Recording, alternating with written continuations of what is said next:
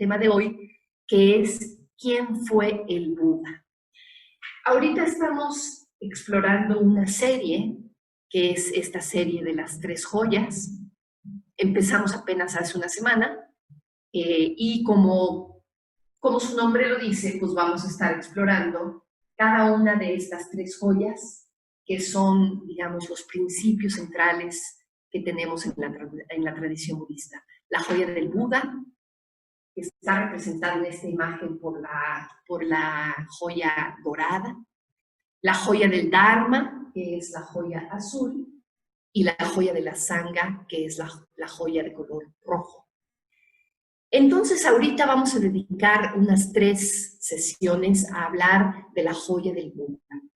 Y el énfasis de la charla de hoy es en el Buda histórico, en la persona que fue el Buda. Por eso estoy escogiendo esta imagen. De alguna manera esta imagen representa justamente pues, a la persona del Buda, el ser humano que fue el Buda.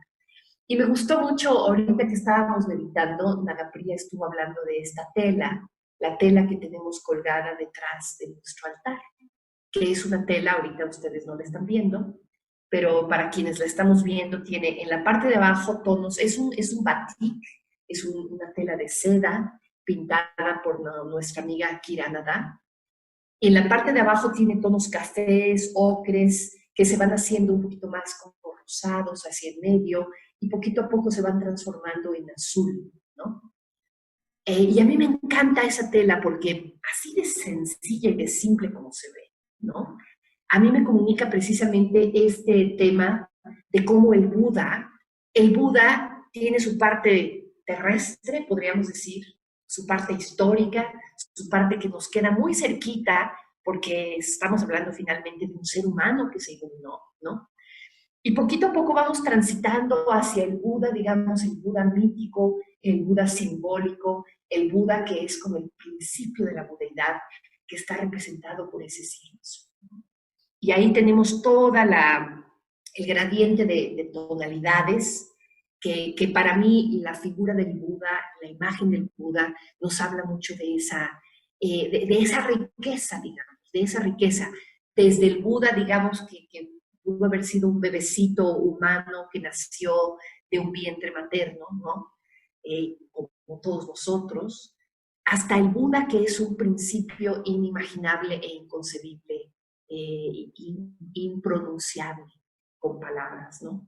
Entonces, bueno, pues esperemos que a lo largo de estas 3 sesiones que vamos a hablar de la joya del Buda, demos un poquito de ese saborcito de la diversidad de aproximaciones que podemos tener, que podemos utilizar para acercarnos a la figura del Buda, ¿no? Bueno, pues el Buda nació siendo un ser humano que recibió el nombre de Siddhartha Gautama. Siddhartha, podríamos decir, era su primer nombre. Gautama era el nombre de su padre, podríamos decir, es el equivalente de su apellido, ¿no? Siddhartha Gautama fue su nombre, ¿no? Creo que se pronuncia Gautama. Pero bueno, pues como lo deletreamos en español, suena a Gautama, ¿no? Siddhartha Gautama nació en un pequeño poblado que se llamaba Kapilavastu en el año de 484 antes de nuestra era, ¿sí? 484 es una de las fechas, digamos, más aceptadas hoy en día, pero hay todo un intervalo más o menos como de 80 años de incertidumbre en torno al nacimiento de Buda. Las fechas más antiguas de su nacimiento son como por ahí del 530 y tantos. Y creo que la más aceptada recientemente es el 484 antes de nuestra era. Esta es la zona en donde vivió el Buda, lo que hoy es el estado del país de Nepal y el norte de la India, en toda esta zona que es la cuenca del río Ganges. Aquí tenemos al río Ganges.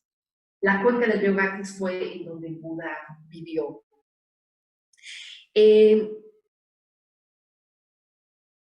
Kapilavastu está ahora aquí en esta frontera entre Nepal y la India.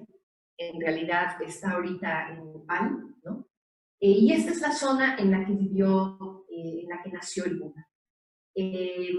Aquí tenemos también señalados en el mapa a otras localidades importantes asociadas con la tradición budista. Por un lado, Bodh Gaya, que fue donde el Buda se iluminó, y por otro lado, Varanasi. Varanasi está muy cerquita del Parque de los Venados en Sarnath, que fue donde el Buda pronunció su primer sermón.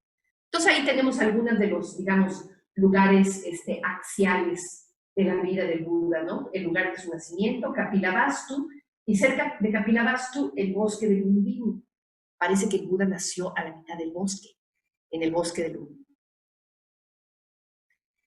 ¿Cómo era la India? ¿Cómo era esa región del mundo? Que en aquel entonces obviamente no había nada que se llamara Nepal, ni tampoco la India, ¿no? Era esta región del mundo. Estaba dividida en 16 estados autónomos. Algunos de ellos eran repúblicas, otros eran reinos que tenían reyes, monarcas, ¿no? Y los dos reinos más grandes eran el reino de Magadha en el este, el reino de Kosala en el oeste, y había además varias repúblicas. Algunas de las repúblicas de aquel entonces eran la República Avanti, la República Vamsas, ¿verdad? Dice Vamsas. Y la República Shaka, que era precisamente esta región que ahorita está en Nepal, a los pies de los Himalayas.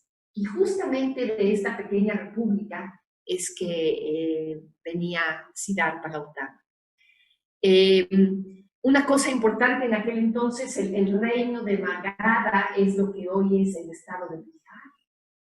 Fue una zona muy importante, fue la cuna del budismo y también la cuna de otra religión importante, sobre todo en aquel entonces, que es el jainismo, ¿no?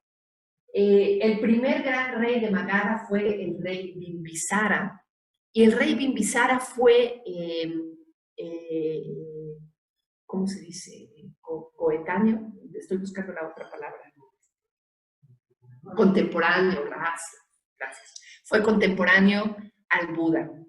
De acuerdo aquí a sus años de nacimiento y de muerte, no coincide completamente con la vida del Buda, pero por eso porque lo que les digo de los 80 años de incertidumbre en la fecha de nacimiento del Buda, ¿no? Entonces, bueno, el rey Bimbisara definitivamente fue contemporáneo al Buda. De hecho, en las escrituras budistas sabemos que el rey Bimbisara fue incluso discípulo, ¿no? En este entonces, en esta región del mundo, había un sistema de castas muy, muy fuerte, una serie de castas muy, muy diversas, como ahorita, digamos, se supone que ahorita en la India ya se abolió el sistema de castas, pero sabemos que extraoficialmente sigue existiendo de manera muy, muy rígida todavía, ¿no? Pues algunas de estas castas eran la casta de los brahmines, que eran los sacerdotes, era la casta más elevada, la casta de los kshatriyas, que era la casta de los gobernantes o de los guerreros. Esa era la casta a la que pertenecía la familia de Siddhartha Gautama, la casta de los kshatriyas. Después tenemos a los vāsyas, en donde teníamos a los mercaderes, a los agricultores, a los ganaderos. Y por último, a la casta de los shudras, que eran los sirvientes. Y luego a toda una serie de castas inferiores y subcastas entre todas estas, ¿no? Pero bueno, era importante el sistema de castas en la época del Buda, y de hecho vamos a encontrar a muchos de los discursos del Buda, de sus enseñanzas, tenían que ver precisamente con esta... el Buda estuvo muy en contra del sistema de castas y constantemente decía, ¿no? Los méritos de una persona no tienen que ver con su cuna, no tienen que ver con su nacimiento, tienen que ver con sus propios esfuerzos, ¿no? Hay muchísimos de los discursos del Buda que hacen referencia a eso y que tienen que ver precisamente con una confrontación del Buda al sistema de castas, ¿no? Bueno, ¿qué estaba pasando en el área de la espiritualidad y de la religiosidad en aquel entonces? ¿Qué había, digamos, en la atmósfera en el mundo de Siddhartha Gautama? Pues podemos podemos decir que era la región de los Vedas, la religión de los Vedas, lo que podríamos entender que era como un hinduismo temprano. Pongo hinduismo entre comillas porque obviamente en ese momento el hinduismo no existía como tal, ¿no? Era básicamente la religión de los Vedas, basada en los textos védicos que durante mucho tiempo se transmitieron oralmente, pero que provienen más o menos del año de 1200 antes de nuestra era, ¿no? Entonces, era una religión en donde los rituales estaban dirigidos por los sacerdotes y básicamente la búsqueda era la búsqueda del principio que rige el cosmos, que se llamaba Brahman, el equivalente del Dios supremo, y la búsqueda del ser humano de esta fusión con el Brahman, ¿no? Ya para ese entonces, para la época en la que nació Siddhartha, ya era muy común la idea de que la espiritualidad estaba basada en una búsqueda interior del verdadero ser, del verdadero yo, ¿no? Y una búsqueda de una liberación de los ciclos del samsara, de los ciclos, digamos, de la existencia mundana, entintada de sufrimiento. Esas ideas ya estaban en el aire en el momento en el que nació Siddhartha, y ya para aquel entonces una cosa que es importante entender para comprender la vida de Siddhartha Gautama, fue que ya desde aquel entonces era muy común que las personas se lanzaran a una búsqueda espiritual a partir de abandonar la vida doméstica y convertirse en monjes errantes, en buscadores, en practicantes solitarios en el bosque o en practicantes en el contexto de pequeñas comunidades establecidas en distintos lugares fuera de las ciudades, ¿no? Lejos de la vida doméstica. Entonces, ya para el momento en el que nació Siddhartha Gautama, ya ese tipo de costumbre, digamos, estaba bastante extendido. Porque como todos ustedes sabrán, y vamos a verlo ahorita, llegó un momento en el que Siddhartha abandonó su casa, abandonó a su familia y se lanzó en una búsqueda espiritual como buscador mendicante, como practicante asceta del bosque, ¿no? Y uno podría pensar a estas alturas, bueno, pero qué ocurrencias, ¿no? ¿A quién se le ocurre hacer algo así? Bueno, en aquel entonces era algo muy común, era algo bastante practicado en muchos contextos. Entonces, bueno, pues ahí tenemos ese antecedente importante, ¿no? Ahora, cuando nos acercamos a entender la vida del Buda, podemos ver que en realidad es una mezcolanza de una serie de cosas. Obviamente tenemos ciertos datos históricos por ahí, ¿no? Aunque el registro histórico en aquel entonces era muy precario, entonces realmente no teníamos datos históricos muy duros, ¿no? Entonces, hay algunos datos biográficos que están presentes en las mismas escrituras budistas, en donde encontramos al Buda hablando de su propia vida. Entonces, ahí tenemos datos biográficos, pero mucho hay, digamos, mucho hay como de mito o de leyenda, de reconstrucciones que se han logrado a partir de distintas fuentes, ¿no? Entonces yo creo que cuando escuchamos hablar de la vida del Buda, hay que abrirnos a toda esa diversidad de fuentes y hay que estar conscientes de que no necesariamente lo que vamos a escuchar de la vida del Buda son hechos históricos duros de la manera en la que podemos reconstruir, por ejemplo, la vida de, no sé, de Iturbide, ¿no? O la vida ¿de quién? De Einstein, de Albert Einstein, exacto, de seres humanos como obviamente más contemporáneos, en donde hay muchos hechos históricos o mucha recopilación a partir de lo cual podemos construir, ¿no? En el caso de la vida del Buda, no. Pero a la vez, a mí me gusta mucho que cuando escuchamos de la vida del Buda nos encontramos con una serie de temas, una serie de alegorías incluso, que tienen un componente simbólico o que tienen un componente, digamos, legendario o mítico muy importante. Y que yo creo que ahí hay que dejarse tocar un poquito por los símbolos que acompañan a la vida del Buda, ¿no? No pensar necesariamente que estamos hablando de una biografía histórica, sino de una serie de alegorías que también tienen la intención de tocar ciertas fibras en tu corazón y de abrirte a conocer a ese ser humano que fue Siddhartha Gautama de una manera más completa, ¿no? A partir también del mito. El mito no en el sentido de aquello que es mentira, ¿no? Sino aquello que es verdad de una manera diferente, que es verdad de una manera como más alegórica y que no pretende ser una narración, digamos, factual de las cosas, ¿no? Entonces, bueno, lo que sabemos históricamente de la vida del Buda es que nació en la tribu de los Shakyas, en la República Shaka, ¿no? Sus padres fueron Suddhodana y Mayadevi. Suddhodana era el gobernante en el momento en el que nació Siddhartha Gautama, como viene aquí, fue de la casta Kshatriya.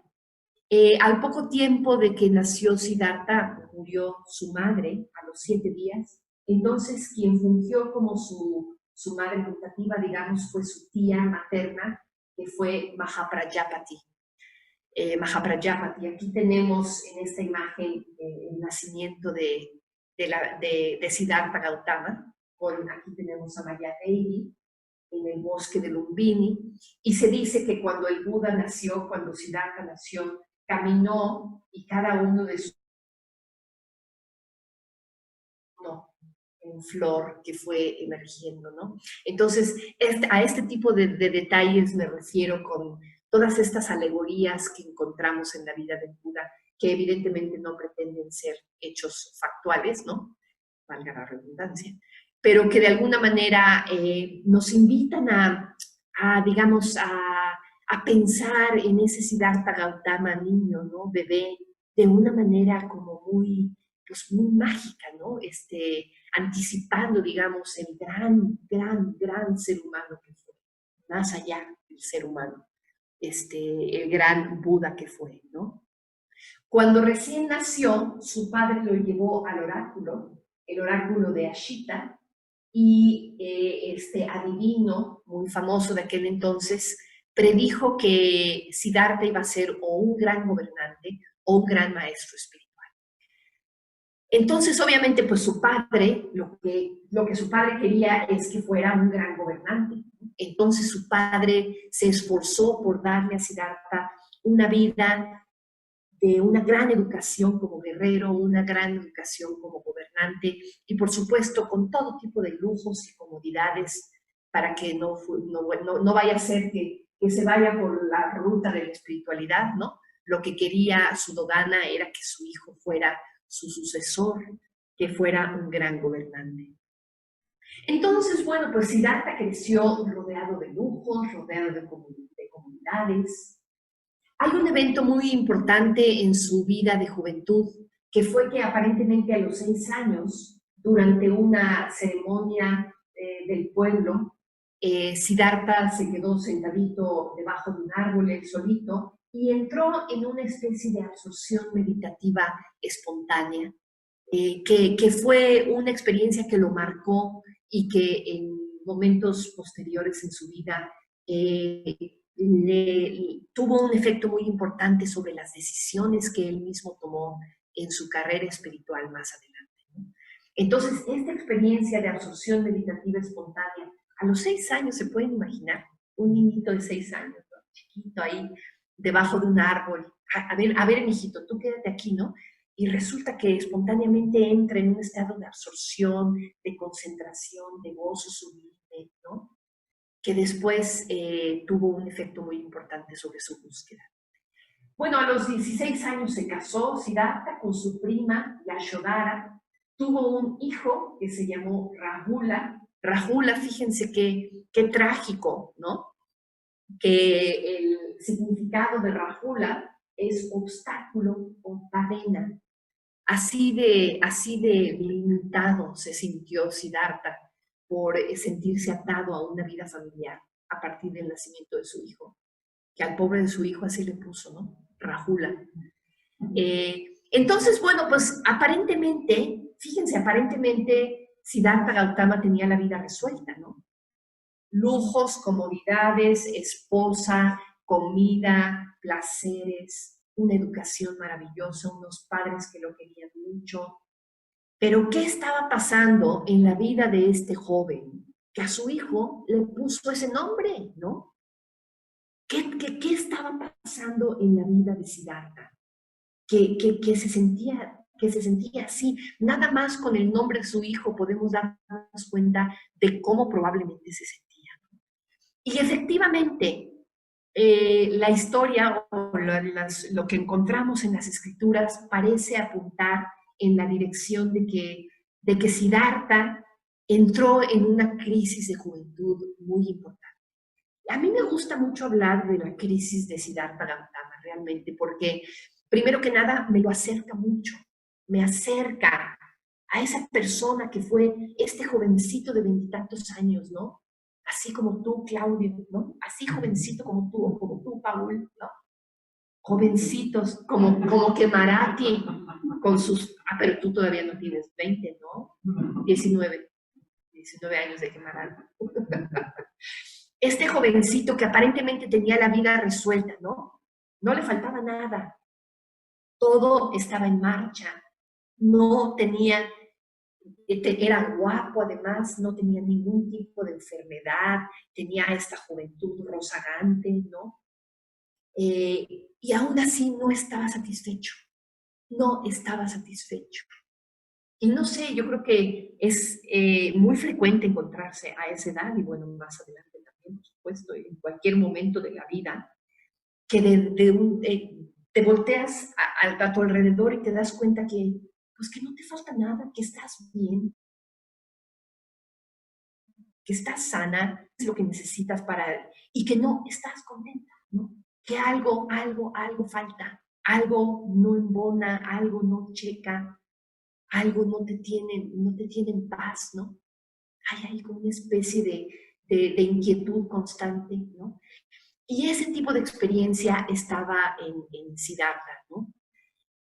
Y yo creo que para Siddhartha realmente esta crisis alcanzó niveles insoportables, tan insoportables que lanzó su vida por los aires, abandonó su palacio y se fue a una búsqueda espiritual. Abandonó todo su prestigio, su fama, sus comodidades, abandonó a su mujer y a su hijo chiquito, ¿no? Y dijo, yo me voy de aquí porque tiene que haber una respuesta a este sufrimiento con el que ya no puedo. Y hay algunos pasajes en el canon Pali que te dejan ver el tamaño de su crisis existencial. Aquí tenemos uno que dice, miren, el miedo nace de armarse a uno mismo. Mira cómo pelea tanta gente. Te hablaré sobre el miedo que a mí me hizo temblar profundamente. El ver a las criaturas azotándose como peces en una charca muy poco profunda, tan hostiles unos con otros. Al ver esto, tuve miedo verdaderamente. Entonces ahí tenemos a este jovencito, Siddhartha Gautama, dándose cuenta de que sí, por más que estuviera muy bien en muchos sentidos, se daba cuenta que había sufrimiento, se daba cuenta que había miedo, se daba cuenta que había peleas, que había conflictos, que había este constante sufrir del ser humano, ¿no? Eso sí le dio miedo verdaderamente. Eso sí lo puso a temblar, como dice él. Entonces ahí hay, a pesar de todas sus comodidades y todos sus lujos, ahí hay un vislumbre, digamos, de una crisis existencial que no le permitía estar en paz. Y tenemos otras frases también que tenemos en el canon Pali. Miren qué bonita es esta. Este mundo carece por completo de una esencia. Se estremece en todas direcciones. Yo añoraba encontrar un lugar a salvo, pero no lo pude hallar. Al ver a la gente empantanada en el conflicto, me sentí completamente desilusionada. Fíjense, aquí de nuevo vuelve a hablar de ver a la gente empantanada en el conflicto. ¿Qué estaba viviendo Siddhartha que estaba sintiendo esto? La gente empantanada en el conflicto. Y no encontraba un lugar a salvo, no encontraba esa seguridad que él buscaba, ¿no? Y fíjense, estas frases son hermosas. Pero entonces, dice, pude discernir una espina, escondida, difícil de ver, alojada profundamente en mi corazón. Es solo cuando nos sentimos pinchados por esa espina que corremos de un lado al otro. Si sacamos esa espina, uno deja de correr, uno se asienta, uno encuentra la paz. Entonces ahí tenemos a Siddhartha Gautama, jovencito, con esta espina en el fondo de su corazón. No se podía estar, no encontraba la paz, ¿no? Ahí tenemos esta crisis existencial tan profunda que podemos intuir en las escrituras y de la que después nos hablan algunas de sus frases, ¿no? Se desilusionó al ver cómo vive la gente, buscando felicidad y seguridad en cosas que no pueden ofrecer ese tipo de refugio, ¿no? Él decía que los objetos del apego traen sufrimiento porque la gente se amarra a ellos. Y por eso es que le puso Rajula a su hijo, ¿no? Los objetos del apego, por ejemplo, como la familia, la pareja, los hijos, uno se amarra a ellos, esa cadena de la que habla el nombre de su hijo, Rajula. Y eso no trae más que sufrimiento. Entonces, hay un sutta muy bonito,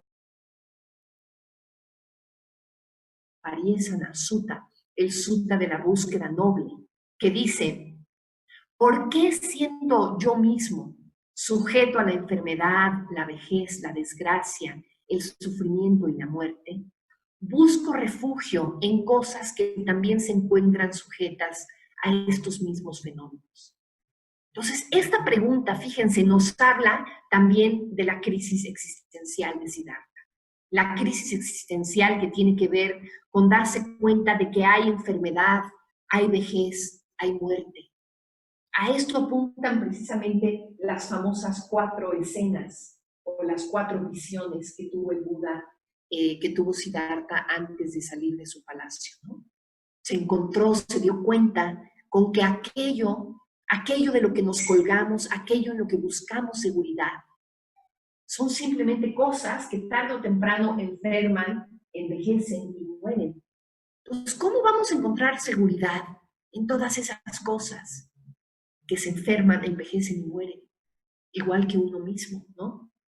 ¿Qué tal si siendo yo sujeto a la enfermedad, la vejez, la desgracia, el sufrimiento y la muerte, buscara refugio en aquello que no nace, no enferma, no envejece, no se mancha y no muere? Y esa es precisamente la 4ª escena de las famosas 4 escenas, ¿no? Se habla de que el Buda, cuando estaba en su juventud, un día salió del palacio y se encontró con una persona enferma. En otra de sus salidas del palacio se encontró con un viejo, en otra se encontró con un muerto. Y esta fue, digamos, esta narración de las 4 escenas, de alguna manera, es una especie de resumen alegórico, ¿verdad? Muy bonito, muy rico en simbología. Son una alegoría de esa crisis existencial de la que estamos hablando, ¿no? Y cuando Siddhartha dice, ¿qué tal que encontrara yo, que buscara yo refugio en aquello que no se mancha, en aquello que no muere? Ahí estamos hablando precisamente de esta 4ª escena, en donde Siddhartha también se encontró a un mendicante, a un practicante, a un sadhu, ¿no?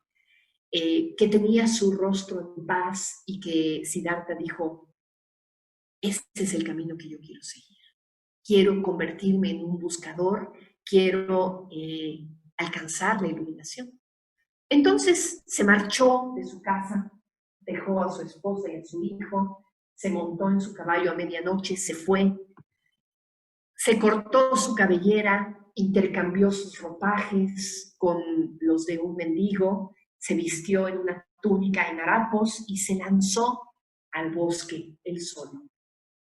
Imagínense el bosque de aquel entonces, la jungla de lo que hoy es esa región de la India, ¿no? Qué miedo, ¿no? Él solo, ahí en la jungla. a buscar primero que nada maestros espirituales, se encontró con un maestro, aprendió a meditar, se hizo experto en las meditaciones que enseñaba este maestro, dominó las técnicas meditativas más profundas, después se fue con un segundo maestro, siguió profundizando en su práctica meditativa, fue reconocido por los maestros más elevados, pero Siddhartha seguía estando insatisfecho. Después le dio por practicar prácticas, austeridades muy, muy serias, unas prácticas ascéticas muy profundas, y se dice que Siddhartha se convirtió también en un gran maestro de estas prácticas ascéticas. Y aquí tenemos también una narración de las propias palabras del Buda, que dice: andaba yo desnudo, despreciando las decencias de la vida, lamiéndome las manos después de las comidas. No visitaba más que una casa al día o a la semana o cada 14 días, y ahí tomaba solo un bocado. Me arrancaba los cabellos de la cabeza y los pelos de la barba, me acostaba sobre espinas, bajaba al agua a la caída de la noche para lavar el mal que había en mí. De esta manera vivía para atormentar y torturar mi cuerpo. Esta es una descripción del mismo Buda, ya siendo el Buda, ¿no? Narrando cómo Siddhartha Gautama durante muchos años tuvo estas prácticas ascéticas que tenían la intención de domar el cuerpo, ¿no? De purificar todas las impurezas de este cuerpo pecador para poder alcanzar la iluminación a partir de ese esfuerzo. Se decía que llegó a estar tan flaco Siddhartha que la espina dorsal se le alcanzaba a ver aquí a través de la pierna, ¿no? Entonces estaba hecho un palito, así de flaco, y por supuesto, pues arriesgando su propia vida, ¿no? Tanto arriesgó su propia vida que un buen día se cayó al río y estuvo a punto de ahogarse. Entonces, en ese momento, llegó una chica que se llamaba Sujata, y Sujata le ofreció arroz. Y entonces Siddhartha aceptó ese arroz y dijo: no, el camino del ascetismo no me va a llevar más lejos, no me ha llevado más lejos, y esta no es la ruta hacia la iluminación. Entonces abandonó a sus discípulos de aquel entonces y decidió volver a comer, decidió volver a practicar de una manera diferente, se volvió a quedar solo, ¿no? Sin una comunidad, sin discípulos, sin amigos, y decidió encontrar su propio camino en la selva de su propia mente hacia la iluminación. Y ahí fue donde se acordó que cuando había sido niño había tenido esta experiencia tan importante de meditación espontánea, digamos, de absorción meditativa espontánea. Y pensó: ¿no será que es por ahí? ¿No será que es por ahí la respuesta? Digamos, una búsqueda de un estado mental mucho más gozoso, al cual no se accedía a través de un esfuerzo así como que férreo, ¿no? Sino más bien a partir como de abrirse a una actitud más contemplativa, un estado gozoso, digamos. No tenía nada que ver con las prácticas ascéticas que él estaba haciendo, ¿no? Sino con algo que le permitía, digamos, abrirse a un estado mental espontáneo, profundo, placentero, de contemplación, ¿no? Entonces, este recuerdo le fue muy importante a Siddhartha, hasta que llegó un momento en el que se sentó a practicar, no sabemos cuánto tiempo, una vez que dejó sus prácticas ascéticas, no sabemos cuánto tiempo practicó Siddhartha por su cuenta, él solo, ¿no? Probablemente fueron semanas, probablemente fueron años, lo más probable es que hayan sido años todavía, en donde Siddhartha estuvo buscando su propio camino hacia la iluminación. Ahí en esta, me gusta pensar, hay veces que se dice que Siddhartha al iluminarse encontró un camino abandonado hacia una ciudad a la mitad de la selva, una ciudad sagrada a la mitad de la selva. Entonces, en esta última fase de su camino, yo me puedo imaginar a Siddhartha literalmente en medio de la selva, ¿no? Con un machete, abriéndose camino a mano desnuda, ¿no? Hasta encontrar la iluminación por su propia búsqueda, por su propia intuición, por su propio esfuerzo, ya sin maestro, ¿no? Imagínense qué heroísmo, ya sin maestro, él solo, encontrando este camino a esa ciudad sagrada escondida a la mitad de la selva. Entonces, bueno, un buen día, Siddhartha se sentó debajo de un árbol a la orilla de un río y dijo, yo de aquí no me paro hasta que no alcance la iluminación. La piel se me puede marchitar, la sangre se me puede secar, pero yo no me levantaré de aquí hasta que no alcance la iluminación. Y ese momento de la vida del Buda es realmente muy impactante, ¿no?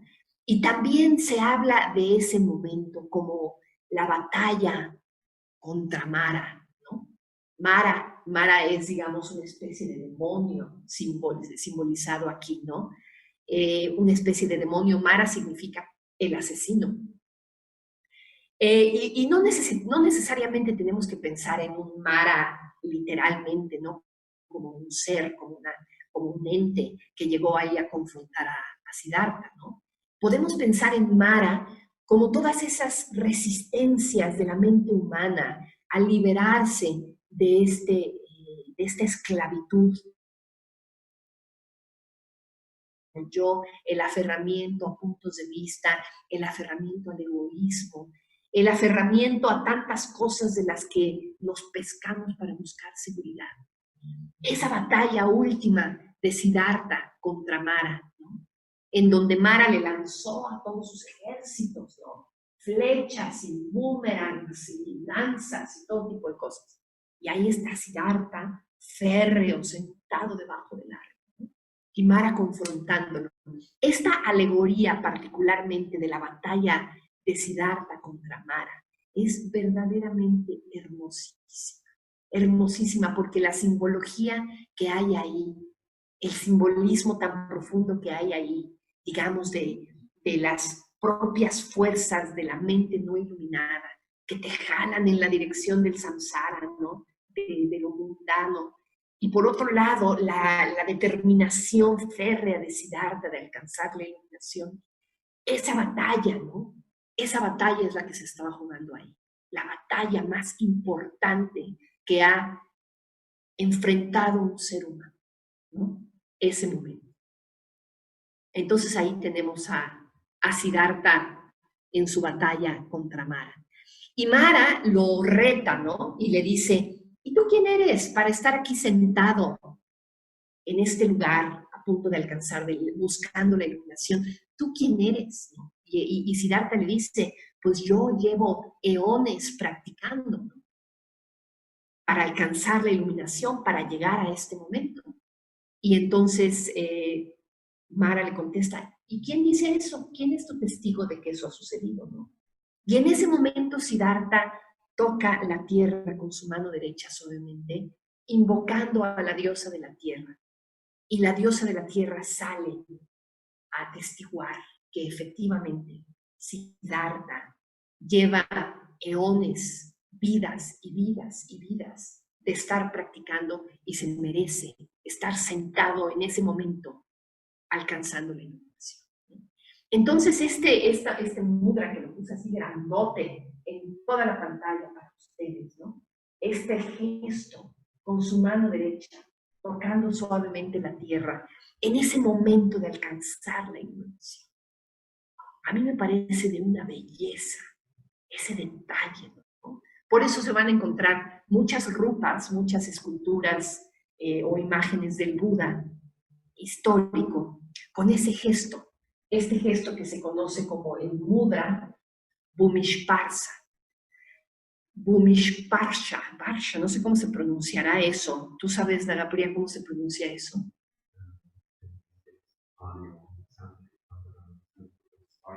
Sparsha, Bhumisparsha.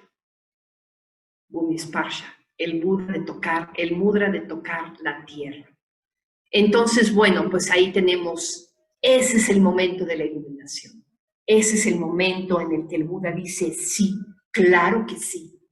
A ver, ¿quién me va a decir que no? Claro que sí, ¿no?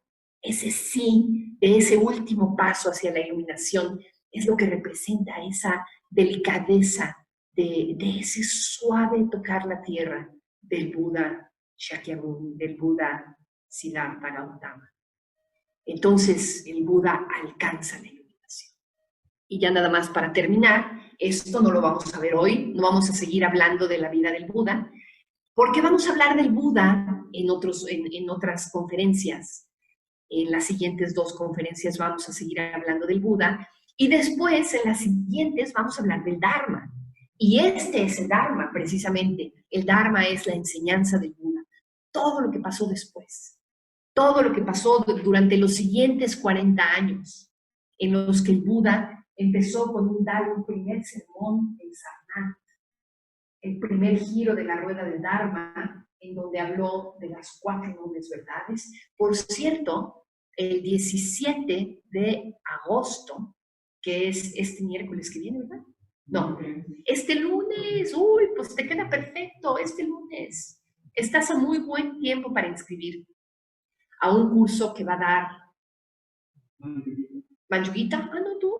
Ah, un curso que va a dar Manjugita el lunes 17 de agosto inicia el curso y es por 5 sesiones. El curso se llama La Primera Enseñanza. Y es esta, ni más ni menos, la enseñanza de las 4 nobles verdades. Una enseñanza profundísima, profundísima, que de alguna manera encierra toda la propuesta de vida del Buda. Está encerrada en esas 4 premisas importantísimas, que son las 4 nobles verdades. Entonces, vamos a ver eso en ese curso de 5 sesiones. Pero bueno, pues aquí tenemos entonces, esta foto que está aquí es de Sarnath, el Parque de los Venados, que hoy tiene una estupa muy grande que se alcanza a ver ahí entre la neblina, bueno, entre el humo realmente, porque es una humareda aquello, una humareda que anda uno tosiendo todo el tiempo, porque la gente cocina con leña, ¿no? Entonces hay mucho humo, en toda la India hay mucho humo. Pero bueno, esa es una cápsula cultural. Pues entonces, este es el lugar en el que Siddhartha, el Buda, ya dio su primer discurso. Y bueno, el resto de la vida, pues Siddhartha el Buda tuvo una comunidad muy, muy grande de monjes y también de laicos, de hombres, de mujeres, de gobernantes, de aristócratas, de campesinos, de mercaderes, de todo tipo de personas se acercaron al Buda a recibir enseñanzas. Entonces, a lo largo de 40 años, el Buda estuvo predicando, caminando toda la cuenca del Ganges, de ida y vuelta, hablándole a quien lo quisiera escuchar, mostrando con esta actitud pues su gran compasión, verdaderamente su gran intención de ponerse al servicio de otros, de ayudar a otros a alcanzar la iluminación. Y durante la vida del Buda, cientos, probablemente miles de personas efectivamente alcanzaron la iluminación. Entonces ahí en sus propias narices estaba la comprobación de que el camino funciona, de que la enseñanza efectivamente lleva al ser humano a la budeidad, ¿no? Y vivió hasta los 80 años, ¿no? Murió ya siendo un hombre mayor, y de nuevo no voy a entrar en esas partes de su vida, simplemente para dejarles a ustedes ahí la probadita de qué fue su enseñanza, qué fue después el surgimiento de su comunidad espiritual, que lo vamos a ir viendo en las siguientes sesiones. Entonces, por lo pronto aquí le dejamos.